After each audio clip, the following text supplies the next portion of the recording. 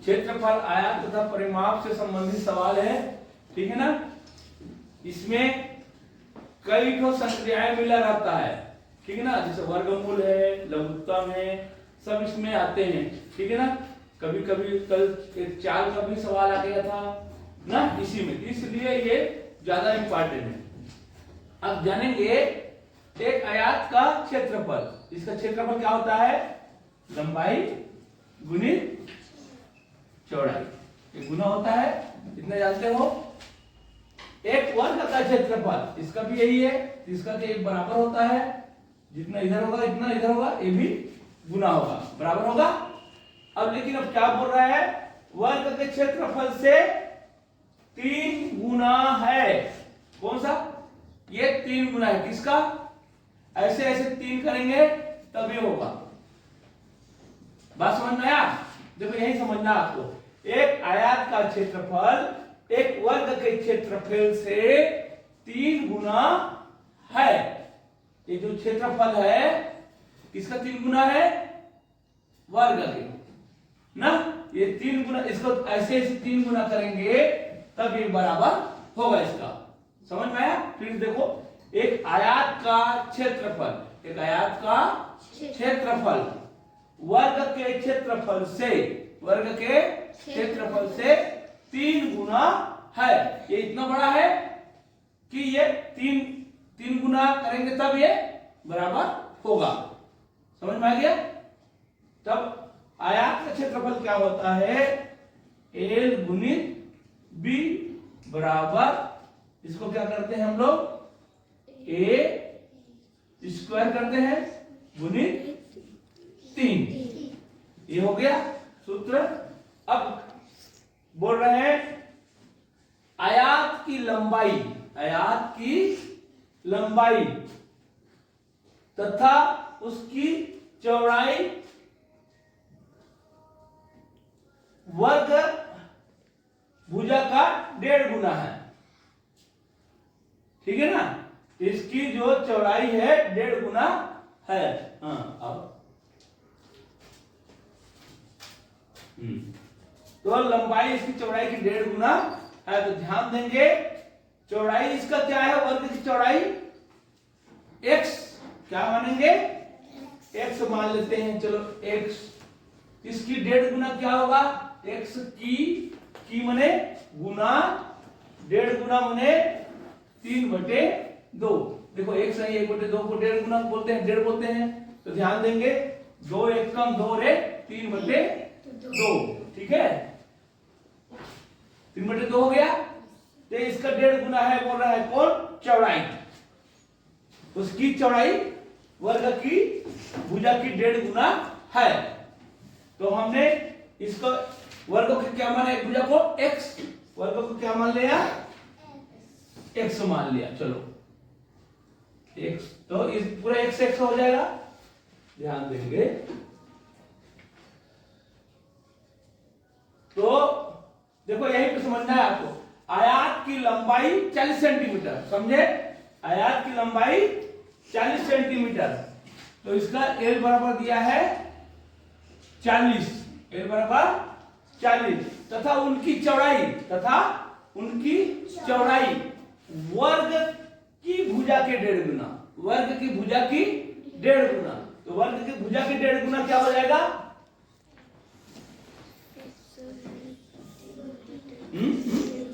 3x, इसका क्या हो जाएगा? 3x। तो b हो जाएगा 3x/2, ठीक है। अब यही है। तो वर्ग की प्रत्येक भुजा की लंबाई क्या होगी? वर्ग की प्रत्येक भुजा की लंबाई क्या होगी?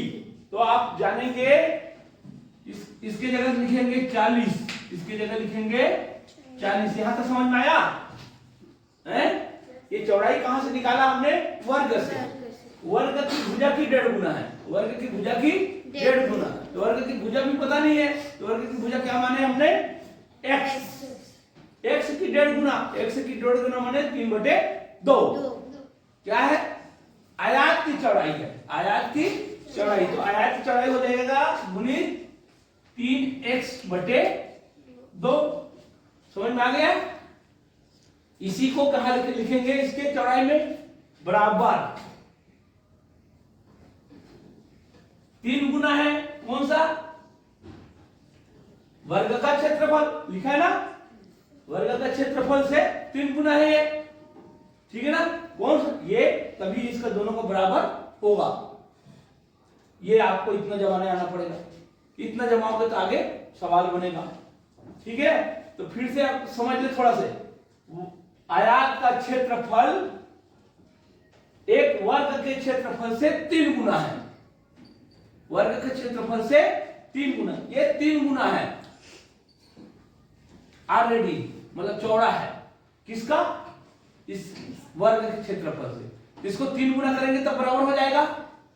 समझ में आ रहा है? इसको समझने वाली है, ठीक है ना? अब आगे लिखा है इसकी लंबाई, आयत की जो लंबाई है उसकी चौड़ाई तथा उसकी लंबाई 40 सेंटीमीटर है तथा उसकी चौड़ाई वर्ग की भुजा की 1.5 गुना है। तो वर्ग की भुजा कितना है? दिया नहीं है, तो क्या मानेंगे? x। तो x की 1.5 गुना, 1.5 गुना माने होता है 3/2, तो वो है चौड़ाई हमारा। सेम फिर उसके बाद उसका क्षेत्रफल क्या होता है? x²। जब x है तो x² मानेंगे, उसका 3 गुना है, 3 गुना करेंगे तब ये बराबर होगा। समझ में आ रहा है? ये बराबर हो गया। इतना समझ में आया कि नहीं आया?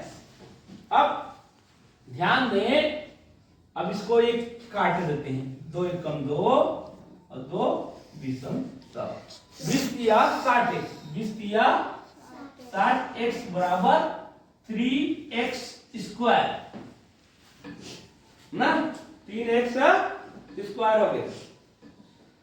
अब ध्यान देंगे अच्छा से, इसमें से अब क्या करेंगे? इधर का x और इधर का 1x बाहर निकाल देंगे, काट जाएगा, तो कितना बचेगा? 1x बचेगा। देखो 3x और ये x है, अभी 3x² हुआ था, 2 x था, इसको स्क्वायर कर दिया था। अब ध्यान देंगे ये x यही रह जाएगा क्योंकि अपने भुजा जानना है, और ये वाला x इधर आ जाएगा, कहां? नीचे। गुना है तो कहां आएगा? नीचे। तो ध्यान देंगे 60x/3x बराबर x, x से x कट गया, ठीक है? और 3 एकम 3, 3 विषम 100, तो x बराबर क्या आ गया? 20। तो वर्ग के एक भुजा क्या होगा? प्रत्येक भुजा की लंबाई 20 होगा, ठीक है ना? अगर क्षेत्रफल बोले तो कितना हो जाएगा? 400, 20 × 20 400 हो जाएगा, ठीक है ना? तो परिमाप पूछेगा तो पिछो 80 हो जाएगा, आगे पूछेगा तो इस तरह से थोड़ा सा सवाल इसको समझना है, इसको समझना है, समझने वाला सवाल है। हाँ चलो, देखो एक आयत की लंबाई और चौड़ाई दोनों दे दिया है क्रमशः। पहले लंबाई कितना दे दिया है? 5, चौड़ाई दे दिया है 1, तो क्षेत्रफल क्या हो जाएगा? 5 वर्ग सेंटीमीटर। 5 सेंटीमीटर लिखेगा तो वो गलत हो जाएगा ना। ये इसी वजह को जानने के लिए है, लंबाई दिया है 5 और चौड़ाई दिया है 1। चौड़ाई को क्या बोलते हैं? b। 1। तो क्षेत्रफल जानते हैं, क्षेत्रफल बराबर क्या होगा? l × b, तो हो जाएगा 5 × 1 बराबर 5 वर्ग सेंटीमीटर। ये जानने के लिए है ये सवाल। हाँ, एक सवाल फर्स्ट उत्तर आया 5 सेंटीमीटर, तो कई लोग उसको लिख देंगे और मैंने सही बना के आया हूं बोलेगा, लेकिन ये वर्ग नहीं लिखने से ही वो उत्तर क्या हो जाएगा? गलत हो जाएगा। समझ में आया? तो इसको बहुत बारीकी से ध्यान देना है। ये वर्ग मैं बार बार बता रहा हूं, जब भी ऐसे हुआ गुना हुआ तो क्या कहलाएगा? वर्ग सेंटीमीटर, और प्लस होगा तो सिर्फ सेंटीमीटर या मीटर, ठीक है? हाँ देखो 2 वर्ग का परिमाप दिया है ना, इधर देखो 2 वर्ग का परिमाप को दे दिया है। पहला वर्ग का 24 है, दूसरा वर्ग का 32 है। तो आप परिमाप क्या होता है 4a।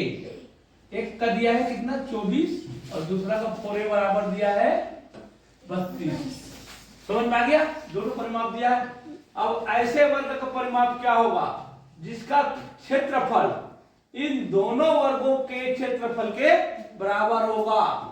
इन दोनों वर्गों के क्षेत्रफल के बराबर होगा, उसका परिमाप निकालना है। तो उसका परिमाप निकालना, तो दोनों वर्गों के क्षेत्रफल के बराबर होगा, माने दोनों वर्गों के क्षेत्रफल को जोड़ना होगा, फिर उसका परिमाप निकालना है। समझ में आया? तो दोनों वर्गों का क्षेत्रफल निकालेंगे, कितना होगा देखो, इसका a बराबर क्या होगा 6, तो a स्क्वायर बराबर क्या होगा बताओ 36। उसी तरह इसका करें, a बराबर क्या होगा 4 × 32, तो a स्क्वायर बराबर 64 हो गया। अब दोनों वर्गों के क्षेत्रफल के बराबर होगा, उसका परिमाप क्या होगा। तो दोनों वर्गों को क्षेत्रफल को जोड़ेंगे, तो दोनों वर्गों का क्षेत्रफल क्या हो जाएगा, दोनों वर्गों का क्षेत्रफल क्या हो जाएगा जल्दी बताओ 100 होगा।